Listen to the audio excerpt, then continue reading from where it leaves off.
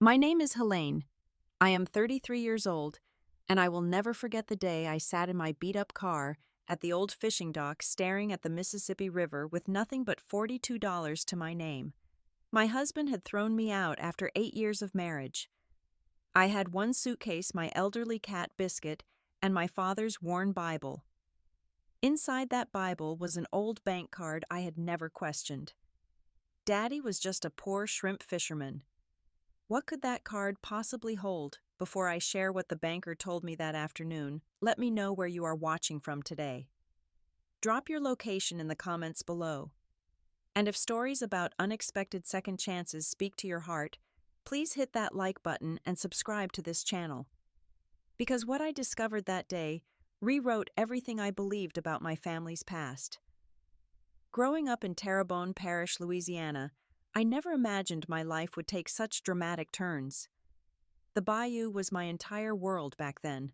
Spanish moss hung from ancient oak trees like nature's curtains, and the air always carried that distinctive mix of salt water and wild magnolia.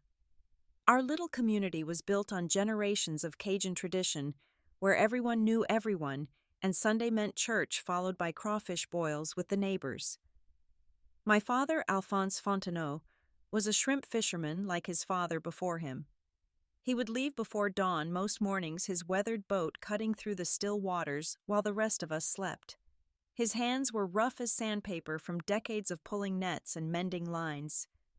His skin had that permanent bronze that comes from a lifetime under the Louisiana sun. But his eyes, those deep brown eyes, they were the warmest things I ever knew.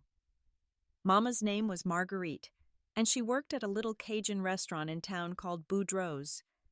She could make a roux that would bring tears to your eyes, and her gumbo was legendary in 3 parishes. People drove from as far as New Orleans just to taste her cooking. She always smelled like cayenne pepper and love if love had a smell. My older brother Remy was 5 years my senior, and he followed Daddy onto the boats as soon as he was old enough to hold a net. They would come home in the evenings smelling of brine and diesel fuel, their clothes stained with the honest work of providing for our family. We lived in a traditional Cajun house built on stilts, to protect against flooding with a wide porch, where Daddy would sit in his rocking chair and watch the sunset paint the bayou in shades of orange and pink. I remember one particular afternoon when I was about 10 years old. A fancy black car pulled up to our house, which was unusual because we rarely had visitors who were not from the parish. A man in an expensive suit stepped out looking completely out of place in our humble surroundings. His shoes were shiny and impractical for the muddy paths we walked every day. Daddy was on the porch, and I was playing nearby close enough to hear their conversation. The man introduced himself as representing Pelican Energy, an oil and gas company. He had a briefcase full of documents and a smile that did not quite reach his eyes. "Mr. Fontenot," he said, his voice smooth as honey, "we have discovered significant oil deposits beneath your family's property in the back bayou. We would like to purchase the mineral rights. We are prepared to offer you $50,000. $50,000. To a 10-year-old girl whose family counted pennies that sounded like all the money in the world. I expected Daddy to jump at the offer to shake this man's hand and change our lives forever. But Daddy just leaned back in his rocking chair, looked out at the water, and slowly shook his head. "That land has been in my family for generations," he said, his voice calm but firm. "My grandpère cleared it himself. My mama is buried not far from there. It ain't for sale." The man tried several more times, raising his offer, making promises about what that money could buy. A new boat, a bigger house, college education for the children. But Daddy just kept shaking his head, polite but immovable as the old oaks that lined our property.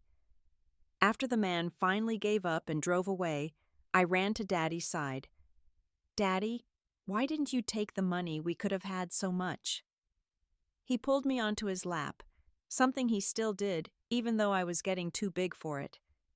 His calloused hand smoothed my hair, and he looked at me with those warm brown eyes. "Some things are worth more than money, Chair," he said softly.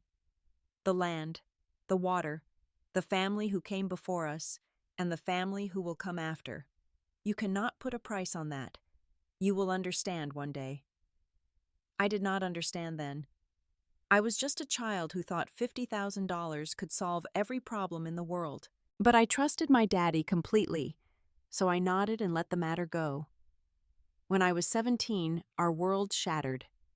Mama collapsed at work one afternoon, and by the time the ambulance got her to the hospital, her heart had already stopped.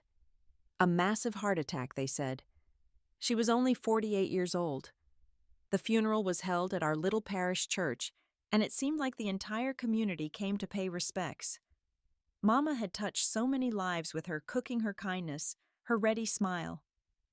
I remember Daddy standing at the graveside, his strong shoulders shaking with silent sobs, looking smaller than I had ever seen him look. After Mama died, the light went out of our house. Daddy still went out on the boat every morning, but he came home quieter than before. He would sit on the porch in the evenings, but instead of telling stories or playing his old accordion, he would just stare at the water as if looking for something he had lost. Remy got married a year later to a sweet girl named Monique, and they moved to New Orleans where he found work at the port. The house felt emptier with just Daddy and me rattling around in it. I had dreams of going to college, maybe studying business or hospitality like Mama had always encouraged. But there was no money for that, and I could not leave Daddy alone.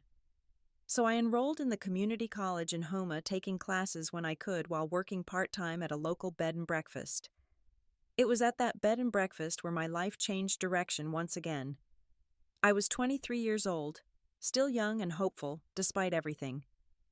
A group of guests arrived from Baton Rouge one weekend, professionals on some kind of retreat. Among them was a man who would eventually become my husband.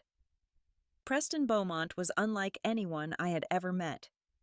He was tall and polished with expensive clothes and an education from Tulane Law School. He spoke with the refined accent of old Louisiana money, every word carefully chosen and delivered with confidence. He was a lawyer at a prestigious firm in Baton Rouge, and he looked at our little bayou town like it was some quaint exhibit in a museum. I should have seen the condescension in that look, but I was young and naive, and when he turned his attention to me, asking questions about life in the bayou, seeming genuinely interested in my stories, I felt special. Important. Seen. Preston pursued me with intensity over the following months. He would drive the 2 hours from Baton Rouge just to take me to dinner. He sent flowers to the bed and breakfast. He called me every night, his smooth voice painting pictures of a different life, a bigger world beyond the swamps and fishing boats I had always known. When he proposed after 6 months of dating, I said yes without hesitation. I was in love, or what I thought was love. I was ready for adventure, for change, for something more than the quiet life that stretched endlessly before me in Terrebonne Parish. Daddy met Preston before the wedding. I remember watching them shake hands on our porch. Daddy's rough fisherman's hand clasping Preston's manicured one. They sat and talked for a while, Daddy asking questions in his quiet way, Preston answering with his usual charm. After Preston left, Daddy was unusually quiet. I asked him what he thought. "He's got fancy words, that one," Daddy said finally, his eyes still fixed on the road where Preston's car had disappeared. But do his eyes match his mouth? I did not understand what he meant.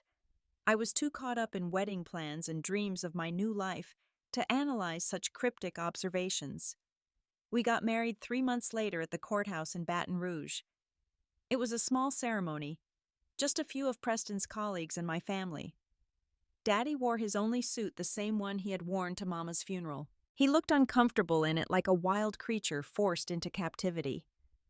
After the ceremony, he hugged me tighter than he ever had before. His rough cheek pressed against my hair, and his voice was thick with emotion. "Remember where you come from, Cher," he whispered. "The bayou will always be home." I promised I would remember. I promised I would visit often. I made so many promises that day. I did not know those would be among the last words my father would ever say to me. Moving to Baton Rouge was like stepping onto another planet. Preston's penthouse apartment overlooked the Mississippi River, but it felt nothing like the lazy waterways of my childhood. Everything was glass and steel and modern art that I did not understand. The furniture was sleek and uncomfortable, chosen more for appearance than for actual sitting. Preston's world operated on different rules than the ones I had grown up with. There were cocktail parties where I was expected to make small talk with strangers about topics I knew nothing about. There were dinners at exclusive restaurants where I could not pronounce half the items on the menu. There were weekends at the country club where old money families looked at me like I was something Preston had tracked in on his shoe. I met his parents, Louis and Constance Beaumont, at a formal dinner shortly after our wedding. They lived in a massive plantation-style home that had been in their family for 5 generations. Every surface gleamed with old money and older traditions. Constance looked me up and down with barely concealed disdain. "So you are from the swamps," she said, making it sound like a disease. Louis was more polite but equally dismissive.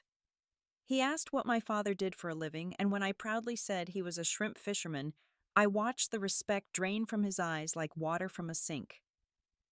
Preston squeezed my hand under the table.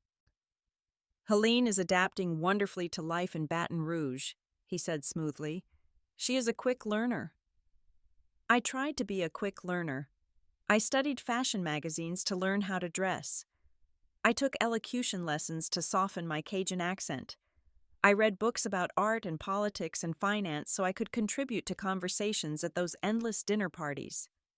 I wanted so desperately to fit into Preston's world, to make him proud, to prove that I was worthy of being a Beaumont.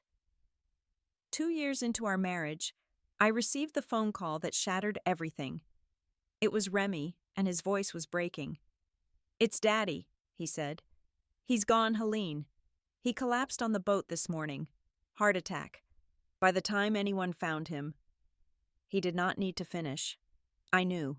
The strongest man I had ever known, the quiet fisherman who could read the weather in the clouds and the fish in the currents, was gone.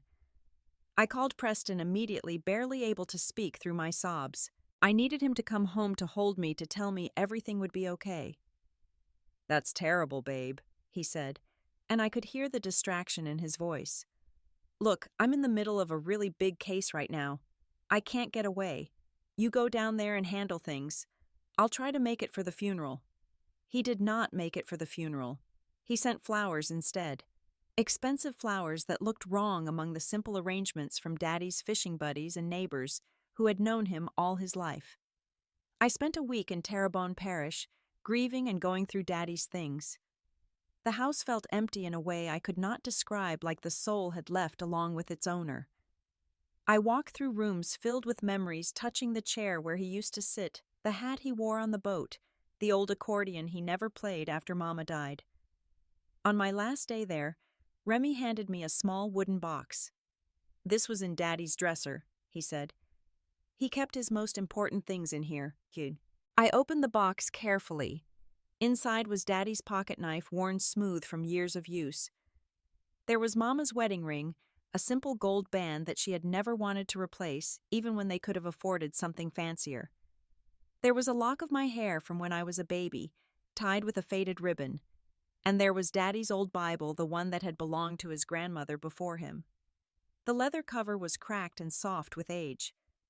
When I opened it, a card fell out from between the pages. It was a bank card, old and faded, from a place called Bayou Savings and Trust. The name embossed on it was Alphonse J. Fontenot. I showed it to Remy. "Did you know Daddy had an account at this bank?" Remy shook his head. "First I've heard of it. Probably just a few $100 he saved up. You know Daddy wasn't one for banks."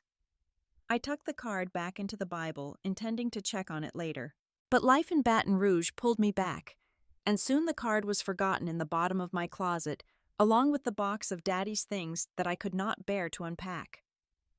The years after Daddy's death changed my marriage in ways I did not want to see. Preston became increasingly distant, increasingly critical. Nothing I did was ever quite right. My cooking was not sophisticated enough. My conversation was not intellectual enough. My background was not prestigious enough. "Why can't you be more refined?" he would ask after parties where I had apparently said the wrong thing to the wrong person. My colleagues' wives all have advanced degrees. What do you contribute? I tried to find work, but my community college education and limited experience meant nothing in Preston's world. I ended up doing volunteer work at the public library, which Preston mocked as playing at being useful. Money became a source of control. Preston put me on a strict monthly allowance, doling out cash, like I was a child receiving pocket money. When I asked about our finances, about savings or investments, or anything beyond my immediate allowance, he dismissed me. "You would not understand the complexities," he said with that condescending smile I was beginning to hate. "Just trust me to handle it." I trusted him. That was my biggest mistake. In our 6th year of marriage, I found the first evidence of his affair. It was a careless mistake on his part, leaving his laptop open while he showered. A message notification popped up from someone named Genevieve. The preview showed just enough. "Last night was incredible. I cannot wait until we can be together openly." My hands shook as I read through their conversation. The affair had been going on for over a year. Genevieve was a paralegal at his firm, younger than me, prettier than me, without the Bayou accent that Preston found so embarrassing. I should have confronted him right then. I should have packed my bags and walked out the door. But I was frozen with fear. Where would I go? What would I do? I had no money of my own, no career, no skills that mattered in the world Preston had taught me to value. So I did nothing. I closed the laptop and pretended I had not seen anything. I smiled at dinner that night and made small talk, and died a little more inside with every passing day. For 2 more years, I lived in that beautiful penthouse like a ghost. I watched my husband leave for business dinners that I knew were dates with his mistress. I smelled unfamiliar perfume on his shirts when I did his laundry. I listened to his phone buzz late at night with messages he thought I could not hear. I kept waiting for something to change. For Preston to remember why he had married me. For the love I thought we had shared to resurface and save us. It never did. The end came on a bright Sunday morning in March. I was making coffee in the kitchen when Preston walked in and dropped a stack of legal documents on the counter. "I want a divorce," he said. No preamble, no discussion. Just 5 words that erased 8 years of my life. I stared at the papers, my hands trembling. Why, what did I do wrong? Preston did not even have the decency to look sorry. It is not working out. We want different things in life. We who is we? He finally met my eyes. Genevieve is pregnant. We are getting married as soon as the divorce is finalized. The room spun. I gripped the counter to keep from falling. All those years of pretending, of hoping, of waiting for things to get better, and this was how it ended. With a pregnant mistress and a stack of legal papers. "Just sign the documents," Preston said, his voice impatient. "Everything is spelled out clearly. Your lawyer can review them if you want." "My lawyer, I do not have a lawyer." He shrugged. "Then get one. Or just sign. It will be easier for everyone." I took the papers with numb hands and spent the rest of that day reading them over and over, trying to understand the legal language that seemed designed to confuse. Words like prenuptial agreement and waiver of spousal support and separate property swam before my eyes. The next day, I went to a legal aid office, the only legal help I could afford. A young lawyer named Marcus reviewed the documents with me, and I watched his face grow increasingly grim as he turned each page. "Did you sign a prenuptial agreement before your marriage?" he asked. I thought back to those heady days before the wedding. Preston had given me some papers to sign, calling them just formalities. I had been so in love, so trusting, so stupid. "Yes," I whispered. "He said it was just standard paperwork." Marcus sighed. "This prenup is ironclad. It stipulates that in the event of divorce, you forfeit all claims to property assets or spousal support acquired during the marriage.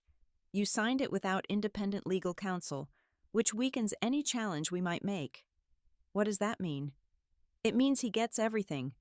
The house, the cars, the bank accounts, the investments. Everything is in his name, protected by this agreement. But I was married to him for 8 years. I gave up everything to be his wife. Marcus could not meet my eyes. I am sorry, Mrs. Beaumont, but legally, you are entitled to nothing. I walked out of that office in a daze. Preston was not just ending our marriage. He was erasing me completely using his legal expertise to ensure I left with nothing more than I had brought into the relationship. The next 2 weeks were a blur of packing and crying and trying to figure out what came next. Preston gave me a deadline to vacate the penthouse. Genevieve wanted to start redecorating for the nursery, he said. Like that was supposed to make me hurry. I called Remy in desperation. I need somewhere to stay, just for a little while until I can figure things out. There was a long pause. Helene, I wish I could help. But Monique and we have 3 kids now in a small apartment. We barely have room for ourselves. Just for a few weeks, please. Maybe in a month or 2 once we sort some things out. Can you find somewhere temporary until then? I could hear the guilt in his voice, but I could not blame him. He had his own family to think about. He could not take on the burden of his broken sister. On my last day in the penthouse, I packed my belongings into a single suitcase. 8 years of marriage and everything I owned fit in one bag. I gathered my elderly cat Biscuit into his carrier, tucked Daddy's wooden box under my arm, and took one last look at the home I was leaving. Preston stood in the doorway, Genevieve hovering behind him. Her pregnant belly was unmistakable now, a visible reminder of everything she had stolen from me. The cab is waiting, Preston said. Time is up, Helene. I walked past them without a word. There was nothing left to say. I asked the cab driver to take me to the cheapest motel he knew. He dropped me at a rundown place near the freeway. The kind with neon signs, missing letters, and stains on the parking lot. $20 a night paid in cash. I sat on the sagging bed in that dingy room, Biscuit meowing plaintively in his carrier, and took stock of my situation. I had $42 left after paying for the first night. I had no job, no skills, no connections, no plan. I was 33 years old, and I had nothing. Biscuit's meowing grew more insistent. I reached into my suitcase to find his food, and my hand touched the worn leather of Daddy's Bible. I pulled it out, holding it against my chest like a talisman. When I opened it, the old bank card fell out, landing on the faded bedspread. Bayou Savings and Trust. Alphonse J. Fontenot. I had forgotten all about it. 5 years had passed since Daddy died, and I had never thought to check what that card might hold. Daddy was a shrimp fisherman. He lived, simply died, simply never had much money to speak of. But maybe, just maybe, there was something in that account. A few $100s he had squirreled away. Enough to buy me a few more days, a few more chances to figure out what came next. It was not much of a hope, but it was the only hope I had left. The next morning I searched for Bayou Savings and Trust on my phone. It was a small community bank established in 1952, serving the fishing and farming communities of the Louisiana Bayou country. They had only one branch located in Thibodaux, about 30 minutes from my childhood home in Terrebonne Parish. I had just enough gas in my car to make the drive. So I loaded Biscuit into the back seat, checked out of the motel, and headed south toward the bayou I had left behind so many years ago. The drive felt like traveling back in time. The farther I got from Baton Rouge, the more the landscape softened into the watery world I remembered. Cypress trees draped in Spanish moss, narrow bayous winding through endless marshland, the occasional fishing camp or bait shop breaking up the green monotony. By the time I reached Thibodaux, I felt like I could breathe again. The air smelled different here, fresher with that distinctive brackish tang of the bayou. Even the light seemed gentler, filtered through layers of humidity and memory. Bayou Savings and Trust was housed in a modest white building with tall columns and a wide front porch, looking more like someone's grandmother's house than a financial institution. A couple of rocking chairs sat on the porch, and flower boxes overflowed with zinnias and petunias. I parked my car in the small lot, cracked the windows for Biscuit, and walked inside. The interior was cool and quiet, with polished wooden floors and ceiling fans turning lazily overhead. Old photographs of the bayou country decorated the walls, showing fishermen with their catches and farmers with their crops from decades past. A grandfather clock ticked solemnly in one corner. There were only two tellers behind the counter, and only one customer ahead of me, an elderly man conducting his business with the careful deliberation of someone who had never been in a hurry in his life. When it was my turn, I approached the available teller, a woman in her late 50s with silver-streaked hair and reading glasses perched on her nose. Her name tag read Lorraine. "How can I help you today, honey?" she asked, her Cajun accent warm and familiar. I pulled out the worn bank card. This was my father's. He passed away 5 years ago, and I just wanted to check if there is anything left in the account. Lorraine took the card, and her eyebrows rose when she read the name. Fontenot Alphonse Fontenot. "Yes, ma'am. He was my father." A smile spread across her face. "Well, I'll be. Everyone in the parish knew Alphonse. Best shrimp in the whole bayou, people used to say. Your daddy supplied the restaurants all the way up to New Orleans." She shook her head fondly. "I was sorry to hear when he passed. He was a good man." "Thank you," I said, touched by the genuine affection in her voice. "Did you know him personally?" "Used to buy shrimp from him for years. My husband and we would drive out to the dock and get it fresh off the boat. Nothing like it." She adjusted her glasses and turned to her computer. "Now let me just look up this account for you." She typed for a moment, then stopped. Her fingers hovered over the keyboard. She typed again, frowning at the screen. "Is something wrong?" I asked, my stomach tightening with anxiety. Maybe the account had been closed. Maybe there was some kind of debt. Maybe this last desperate hope was about to evaporate like morning mist on the bayou. Lorraine did not answer.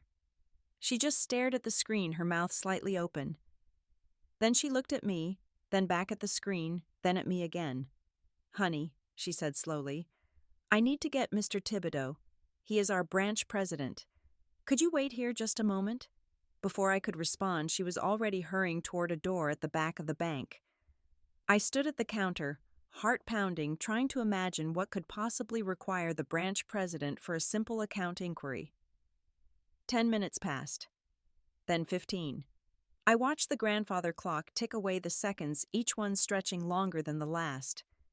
The elderly man who had been ahead of me left, nodding politely as he passed.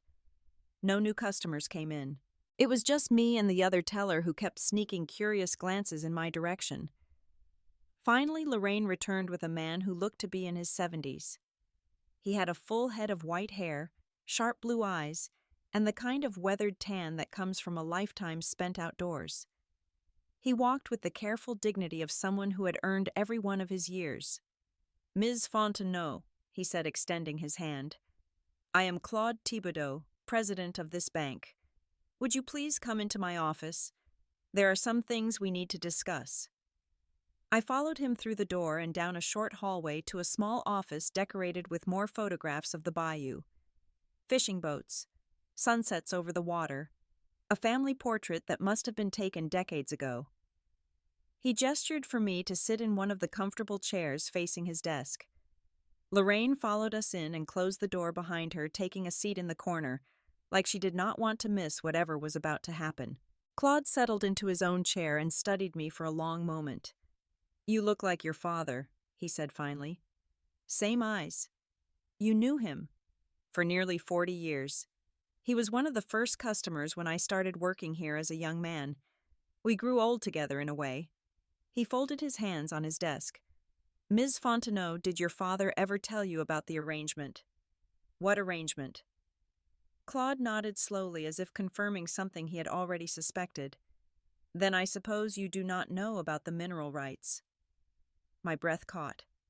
"The oil company, the one that wanted to buy our land when I was a child." "Pelican Energy. Yes." Claude leaned back in his chair. "Your father did not sell them the mineral rights, but he did something much smarter." Claude reached into his desk drawer and pulled out a file folder thick with documents yellowed by age. In 1985, Pelican Energy discovered substantial oil deposits beneath the property your family has owned since the 1920s. They approached your father with an offer to purchase the mineral rights outright. As you apparently know, he refused. I nodded, remembering that afternoon on the porch, the man in the fancy suit, Daddy's quiet but firm refusal. What you may not know, Claude continued, is that your father then negotiated a different kind of deal. Instead of selling the rights, he leased them. He allowed Pelican Energy to drill on the land in exchange for a royalty payment of 5% of all oil extracted. A royalty payment? I had only a vague understanding of what that meant. For every barrel of oil they pulled from beneath your family's land, your father received a percentage. It was not a huge sum at first, but over the years as they drilled more wells and oil prices rose, those payments grew. Claude opened the folder and turned it toward me. Your father directed that all royalty payments be deposited directly into his account here at Bayou Savings. He never withdrew a single dollar. I looked at the documents columns of numbers that meant nothing to me. How much are we talking about? Claude smiled, though there was something almost sad in it. Your father came in once a year, usually a few days before Christmas, to check on the balance. We would sit right here in this office and have coffee, and he would look at the numbers and nod and tell me to keep it growing. Keep it growing. We invested the funds conservatively over the years. Bonds, blue-chip stocks, some real estate. Your father trusted my judgment, and I tried to honor that trust. Claude paused. He never touched a penny, Ms. Fontenot. He said he was saving it for his children, for when they really needed it. The words hit me like a physical blow. For when they really needed it. Daddy could not have known that I would one day stand in this office divorced and broke and desperate. But somehow, in his quiet way, he had prepared for exactly this moment. How much? I whispered again. Please just tell me. Claude turned his computer monitor so I could see the screen. He pointed to a number highlighted in blue. $15,823,411.42. The room spun. I gripped the arms of my chair to keep from falling. I read the number again, counting the digits, certain I was making a mistake. That cannot be right, I heard myself say. My father was a shrimp fisherman. He lived in a house on stilts. He wore the same boots for 10 years. That is correct, Claude said gently. Your father was a shrimp fisherman. He was also, through very wise decisions and remarkable patience, a wealthy man. He simply chose not to live like one. I could not process what I was hearing.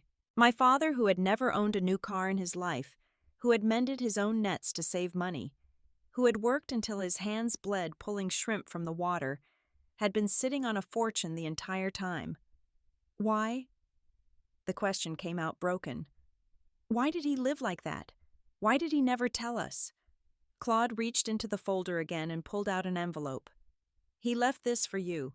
He gave it to me years ago with instructions to give it to you personally when you came to claim the account. My hands shook as I took the envelope. My name was written on the front in Daddy's rough handwriting, the letters slightly crooked like they always were.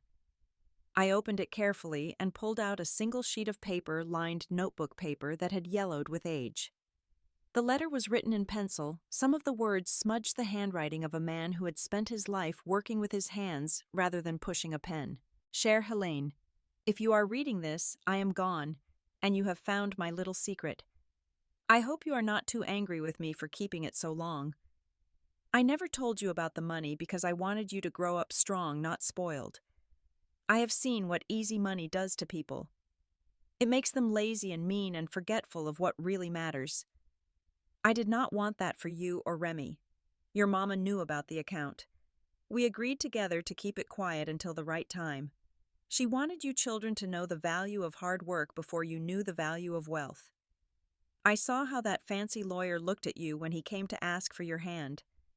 I did not trust his eyes. They did not match his mouth. But you were a grown woman, and I could not tell you who to love. This money is for you and Remy. Split it however you want. But please use it to build something. Something that helps people the way your mama always helped people with her cooking and her kindness. And remember, the bayou is always home. No matter how far you go or what happens to you, you can always come back. The water will still be here. The oaks will still be standing. And I will be watching over you just like I always have. I love you more than all the shrimp in the Gulf. Daddy. I do not know how long I sat there crying. Lorraine brought me tissues and patted my shoulder. Claude waited patiently, giving me the time I needed to absorb what had happened. When I could finally speak again, I asked about the details. Claude explained that the royalties were still coming in around $200,000 per year. The account had been accumulating interest and investment returns for 4 decades, and my father had also used some of the early payments to purchase shares in Pelican Energy itself, which had appreciated significantly over the years.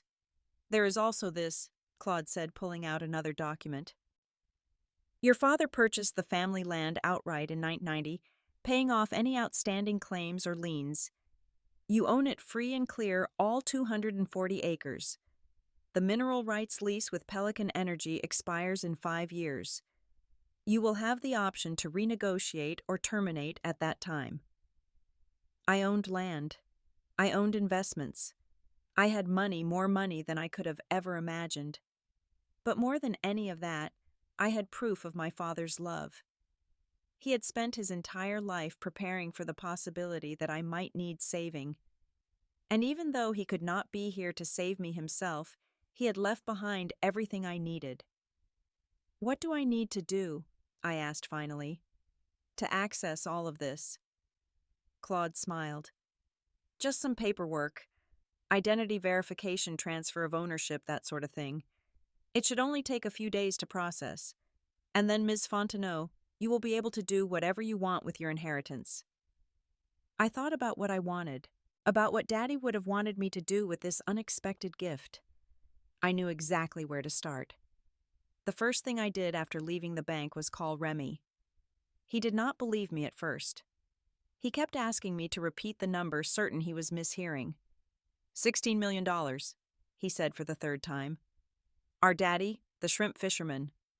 Almost 16 million, and half of it is yours. There was silence on the other end of the line. Then I heard my brother crying the same deep, broken sobs I had heard at Daddy's funeral. All those years, he finally managed. All those times I asked him for a loan to fix the boat or pay off bills. He always said he did not have extra to spare. He wanted us to learn to take care of ourselves first, I said, repeating what Claude had told me. He wanted us to be strong. That stubborn old man. But there was love in Remy's voice, not anger. That wonderful, stubborn, incredible old man. We talked for over an hour, making plans, asking questions neither of us could fully answer. What would we do with this money? How would we honor Daddy's memory? What would our lives look like now? I spent that night in a motel in Thibodaux, a much nicer one than the place near the Baton Rouge freeway. Biscuit stretched out on the clean sheets, purring contentedly. For the first time in weeks, I slept without nightmares. The paperwork took 3 days to complete. During that time, I found myself driving around the bayou, revisiting places from my childhood. The dock where Daddy used to moor his boat. The church where I was baptized. The cemetery where Mama and Daddy now rested side by side on a hill overlooking the water. I stood at their graves for a long time, talking to them both. Telling Mama about the inheritance and how I planned to use it. Apologizing to Daddy for not finding the card sooner, for wasting so many years in a marriage that had stripped away everything he had tried to teach me. I understand now, Daddy, I whispered. About the fancy lawyer whose eyes did not match his mouth. I should have listened.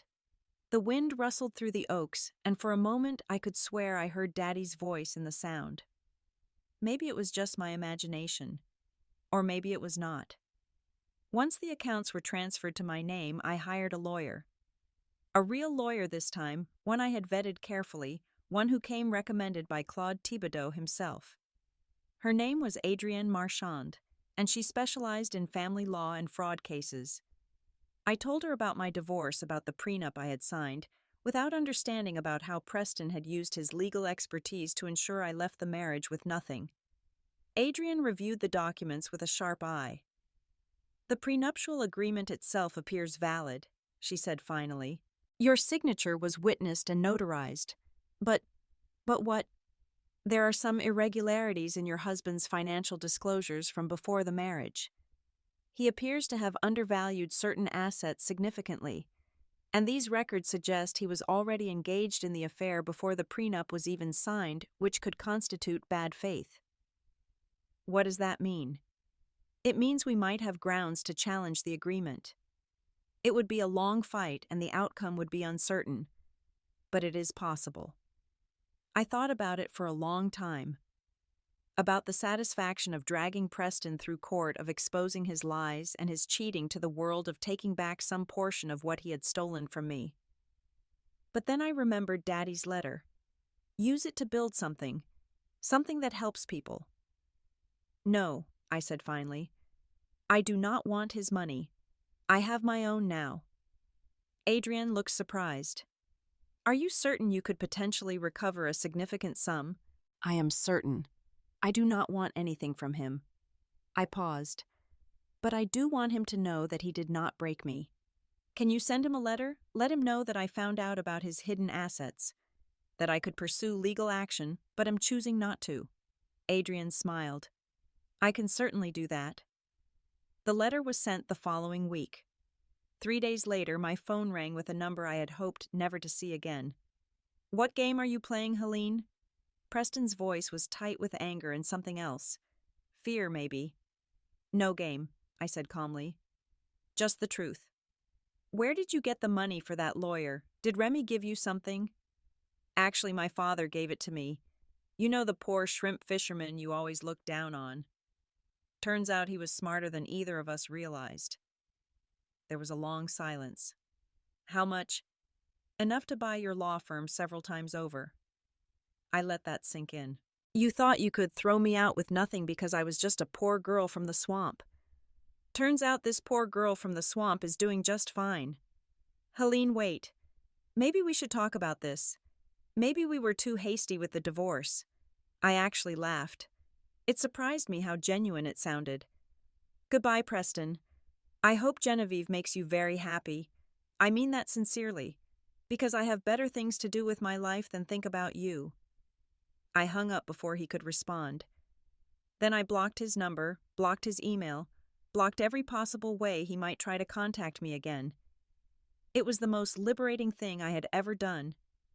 Over the following months, I began to build the new life Daddy had wanted for me. I bought a house in Terrebonne Parish, not far from where I had grown up. It was a traditional Cajun cottage with a wide porch and tall windows, and a view of the bayou that made my heart ache with familiarity. I renovated it carefully, preserving the old character, while adding modern comforts. Biscuit loved the new house. He spent his days lounging on the porch, watching the birds and the occasional alligator that wandered past. He was getting old, but he seemed to have found a second wind in the bayou air. I opened a bakery in town. I named it Marguerite's after my mother and I specialized in the traditional Cajun pastries I had grown up eating. Beignets dusted with powdered sugar. Pralines made from my grandmother's recipe. King cake during Mardi Gras season. Everything made fresh every morning, just like Mama would have done. The bakery was small but welcoming, decorated with photographs of the bayou and my family's history. I hired local women to help me, particularly those who were struggling, the ones who had been through difficult divorces or hard times and needed a fresh start. I paid them fair wages and taught them the trade just like Mama had taught me. Within 6 months, Marguerite's had become a gathering place for the community.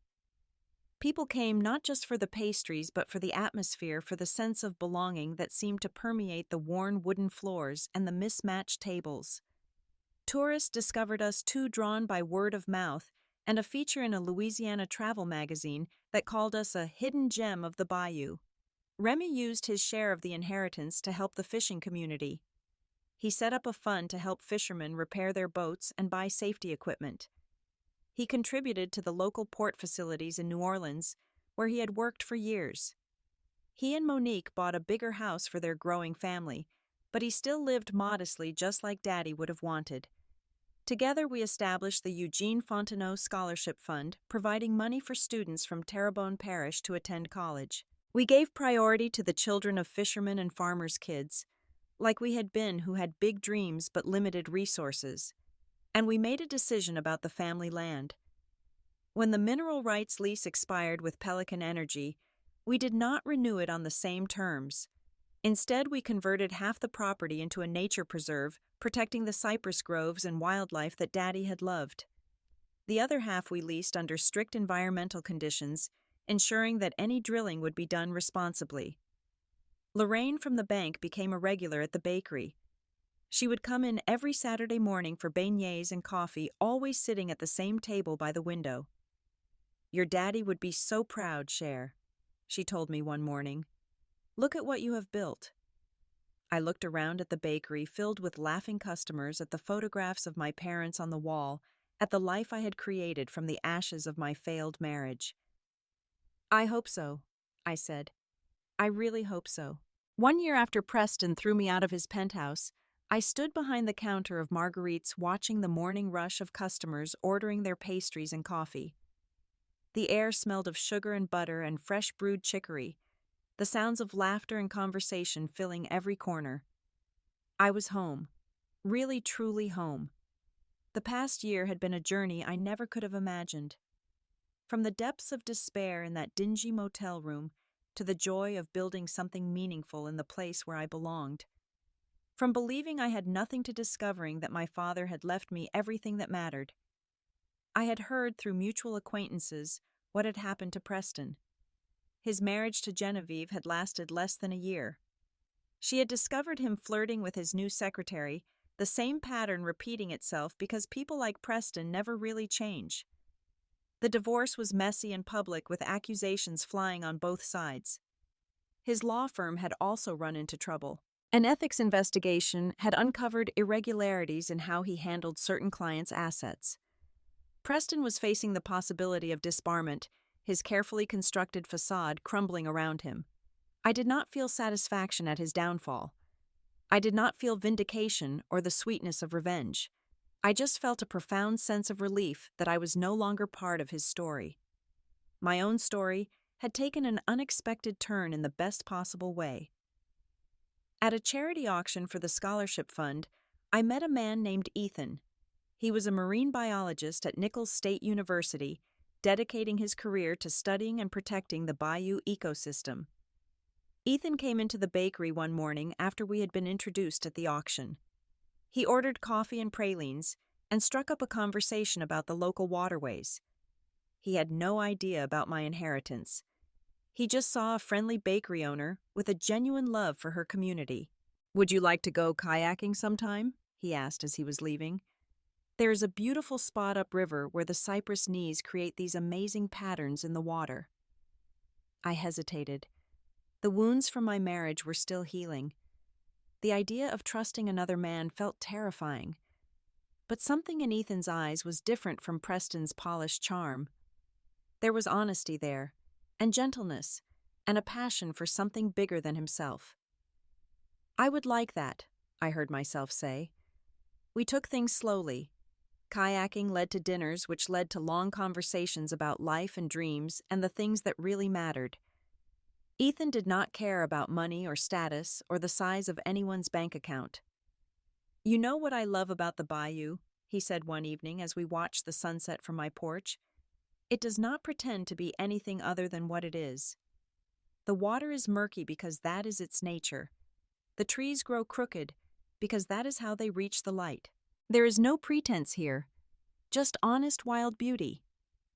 I thought about my years in Baton Rouge trying to be someone I was not, straightening myself to fit into Preston's world, like a crooked tree being forced upright.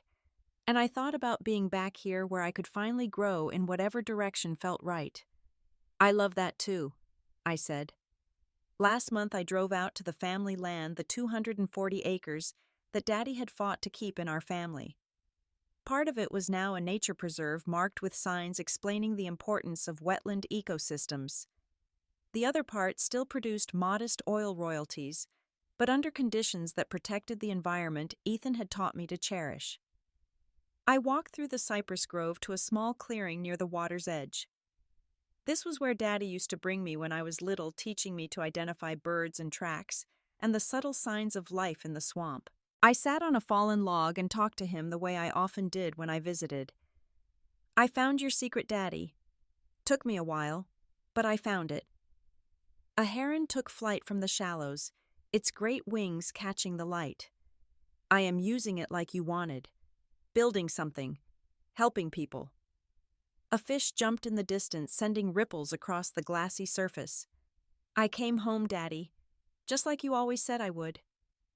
The wind whispered through the Spanish moss, carrying with it the scent of water and wildflowers and memories.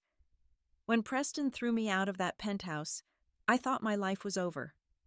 I had lost everything I had spent 8 years building.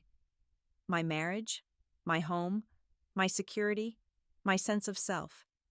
But sitting there in the bayou that afternoon, I realized I had not lost anything that truly mattered.